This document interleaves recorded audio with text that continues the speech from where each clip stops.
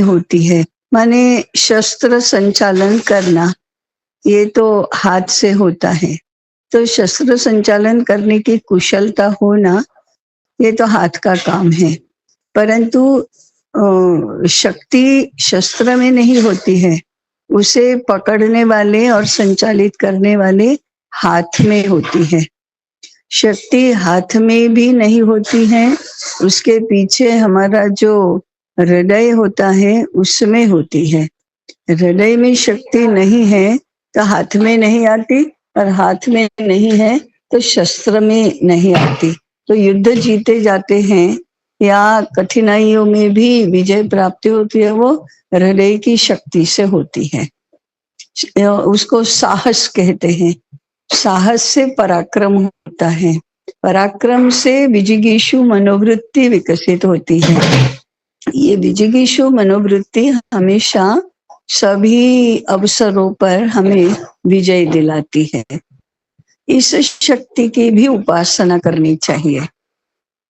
ये मुख्य बात है कि शारीरिक बल ये केवल पर्याप्त नहीं होता, मानसिक बल, हृदय का बल, ये भी ये मुख्य स्रोत है इसका।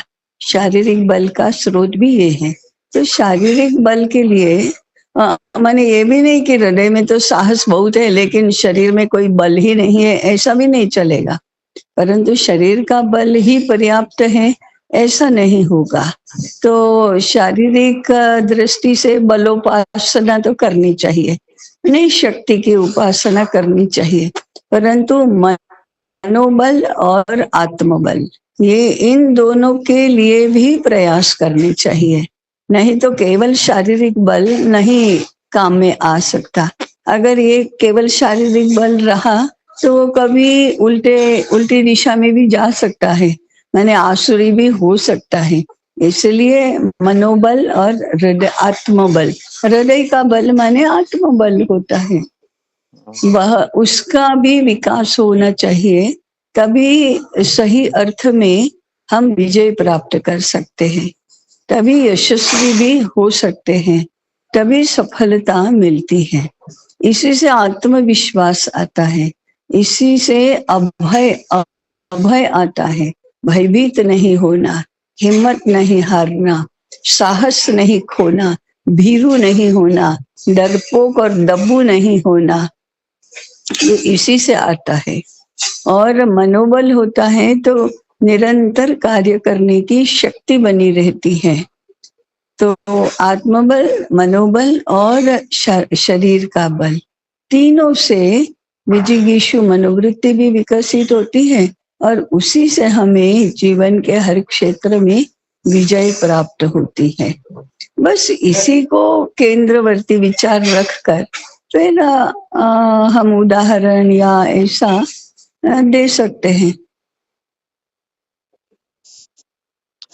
तो ताई अभी बच्चों को जूडो, कराटे, सेल्फ डिफेंस और विभिन्न प्रकार के खेल और इसके साथ साथ तीरंदाजी, राइफल शूटिंग इत्यादि भी हम बच्चों को करवाते हैं। तो किस तरह से भूमिका है? ये शरीर बल है, ये शरीर बल है, माने कुशलता भी है और शस्त्र का साधन का उपयोग करने की कुशलता है और बल है। माने खेलना है, व्यायाम करना है, साहसी काम करने हैं तो शक्ति चाहिए, तो शरीर बल चाहिए। शरीर के बल में शरीर के कौशल का भी समावेश होता है, परंतु उसके पीछे मनोबल और आत्मबल नहीं रहा तो लक्ष्य ही नहीं तय होता कि हमको किस लिए ये शरीर बल चाहिए, किस लिए मनोबल चाहिए। और भयभीत नहीं होना, ये नहीं होगा तो फिर शरीर के बल का भी क्या फायदा है। इसलिए तीनों बल प्राप्त करने के लिए प्रयास करने चाहिए। क्या प्रयास करने होंगे ताई? हाँ, दृढ़ इच्छा शक्ति, संकल्प शक्ति, मुझे ये करना ही है, लक्ष्य निर्धारित करना और फिर उसको प्राप्त करने के लिए संकल्पित होना। उसके लिए आप एकाग्रता के अभ्यास में आप योग जोड़ सकते हैं कि मनोबल के लिए, और हृदय का बल प्राप्त करने के लिए सेवा ये जोड़ सकते हैं। ये चित्त शुद्धि होना, हृदय की निर्मलता होना, और फिर अभय होना, साहस होना, ये सब हृदय के गुण हैं। नहीं ही नहीं है तो क्या पराक्रम करेंगे? अभय नहीं है तो कैसे शारीरिक बल का भी प्रयोग कर सकते हैं? तो इसके लिए सेवा, सत्संग, स्वाध्याय ये आवश्यक है।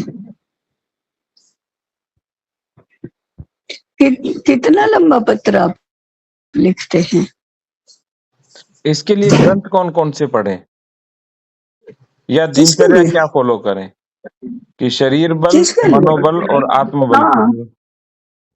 हाँ, दिनचर्या और आहार विहार। आहार विहार ये मुख्य बात है, और आसन प्राणायाम ध्यान ये भी महत्वपूर्ण है, जप करना ये भी महत्वपूर्ण है, और सेवा करना, सबका भला चाहना ये भी महत्वपूर्ण है। और अभय और साहस ये दो होना। किसी भी बात से डरना नहीं, और ये ऐसा नहीं सोचना कि ये तो कैसे हो सकता है, क्यों नहीं हो सकता, करेंगे तो होगा। करने से ही होता है। हाँ, करने से ही होता है, और करने से होता ही है।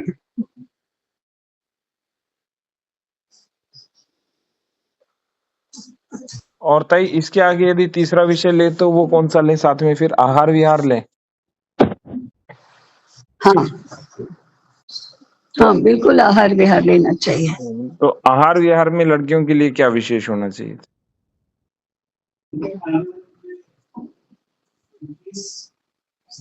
लड़कियों के लिए आहार तो दोनों के लिए कॉमन विषय है।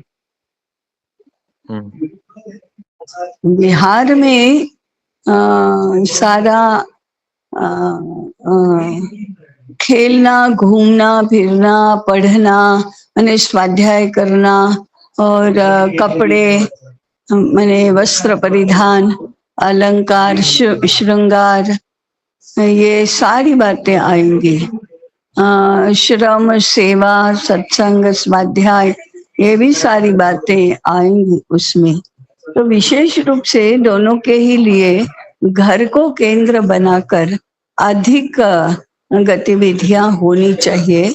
घर को प्रेम करो, घर के कामों को प्रेम करो, घर के काम सीखो। घर से लगाव होगा तो अच्छे कुटुंबीजन बनेंगे। अच्छा कुटुंब बनेगा तो धर्म और संस्कृति की परंपरा की रक्षा होगी।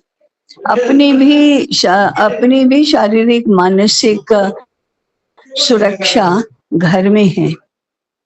ये मुद्दा कहीं न कहीं आना चाहिए।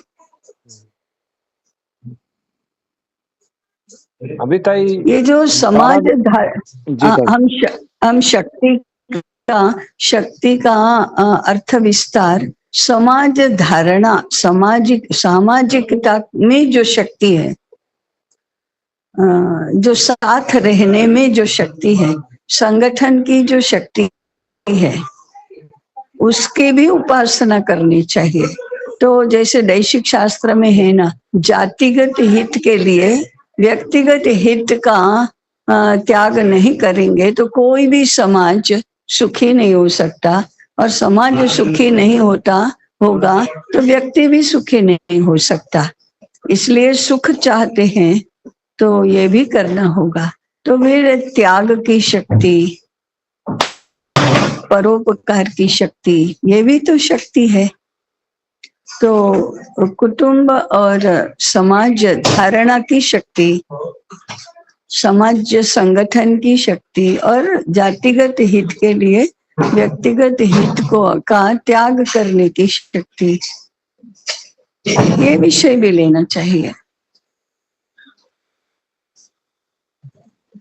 अभी तो ताई दो चीजें हुई। स्वाभिमान, स्वाभिमान, व्यक्तिगत स्वाभिमान और जातिगत माने राष्ट्रीय स्वाभिमान। व्यक्तिगत और राष्ट्रीय स्वाभिमान कैसे ताई? हाँ, माने कोई हमारे देश की आलोचना निंदा कैसे कर सकता है, अपने देश का नीचा दिखे ऐसा हम कैसे कर सकते हैं? कितनी भी वस्तुएं आकर्षक हों विदेशी, तो भी यदि वो पाकिस्तान में बनी है, अमेरिका में बनी है, चीन में बनी है, तो हमारे देश का अर्थतंत्र खराब करने वाली, हमारे देश को पराधीन बनाने वाली वस्तुओं का त्याग करना चाहिए। ये त्याग की शक्ति नहीं रही तो राष्ट्रीय स्वाभिमान कैसे रहेगा? राष्ट्रीय स्वाभिमान नहीं होगा तो दुनिया के देश हमें पूछेंगे भी नहीं। आज हम विश्व में सर्व देशों में उन्नत शील से कैसे जा सकेंगे? अगर राष्ट्रीय स्वाभिमान नहीं है तो हम तो दिनहीन बनकर जाएंगे, याचक बनकर जाएंगे, जैसे पाकिस्तान जाता है। लेकिन जैसे मोदी जी कहते हैं, मैं आंख उठाकर भी नहीं, आंख झुकाकर भी नहीं, आंख में आंख डालकर बात करता हूँ किसी से, वो कैसे होता है? वो राष्ट्रीय स्वाभिमान है।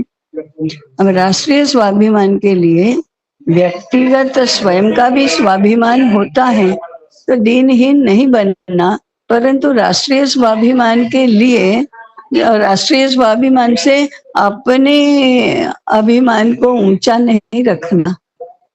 व्यक्तिगत तो लाभ है, परंतु राष्ट्र को हानि है, ऐसा तो कभी नहीं करना।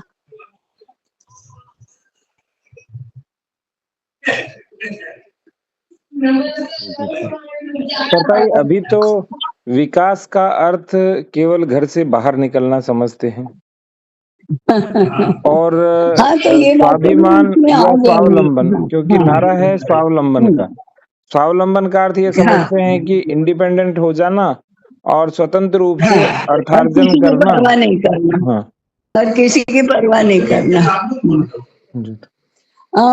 हमारा सही शब्द है परस्परावलंबन। परस्परावलंबन माने मेरे बिना आपकी नहीं चल सकती, आपके बिना मेरी नहीं चल सकती। तो घर में भी साथ में रहा जाता है, वो परस्परावलंबन से ही तो रहा जाता है। शिशु स्वावलंबी कैसे हो सकते हैं? उनको तो माता पिता पर ही अवलंबन करना होता है। वृद्ध स्वावलंबी कैसे बन सकते हैं? उनका तो अपने पुत्र वधू पर अवलंबन रहेगा ही। इवन समान आयु के लोग भी घर में सारे अपने अपने काम सब खुद कर लेंगे, ऐसे तो घर नहीं चलता। कोई भोजन बनाएगा तो सबके लिए बनाएगा, सारे लोग अपने अपने लिए भोजन बनाएंगे क्यों? हम तो स्वावलंबी हैं। या अपना ही बिस्तर ठीक कर लेंगे, बाकी पूरा घर कौन साफ करेगा? वो तो मेरा कमरा नहीं है, मैं क्यों साफ करूं? ऐसा नहीं होता। या मेरा कमरा तो मैं ही साफ कर लूंगा, दूसरे क्यों करेंगे? ये स्वावलंबन नहीं होता। घर में या आत्मीय संबंध जहां भी होते हैं वहां परस्परावलंबन होता है। इवन समाज व्यवसायों में केवल अपने लिए ही सब कुछ करेगा, स्वावलंबी हो ही नहीं सकता। एक कुटुंब अपनी सारी आवश्यकताएं स्वयं ही पूर्ण नहीं कर सकता। तो परस्परावलंबन ये हमारी व्यवस्था का मूल आधार है, केवल स्वावलंबन नहीं। स्वावलंबन का परावलंबन नहीं, इस अर्थ में स्वावलंबन शब्द का प्रयोग होता है। परावलंबन, दूसरों पर ही निर्भर मत रहो, अपना काम खुद करो। परंतु ये भी आत्यंतिक रूप में वांछनीय भी नहीं है और संभव भी नहीं है। परस्परावलंबन ही संभव है। तो दूसरों से लेना भी सीखो, दूसरों को देना भी सीखो, और कितना अधिक से अधिक दूसरों को दे सकते हो, इसकी शक्ति चाहिए। कोई पराया नहीं, सभी को सवाया देना, ये हाँ हमारी हाँ संस्कृति रही है। हाँ हाँ हाँ। तो ये तो एक विषय का तंतु मिल गया, तो फिर आप इसे अच्छा विस्तार देकर लिख सकते हैं। मुद्दा ही मिलना चाहिए ना केंद्रवर्ती। जी।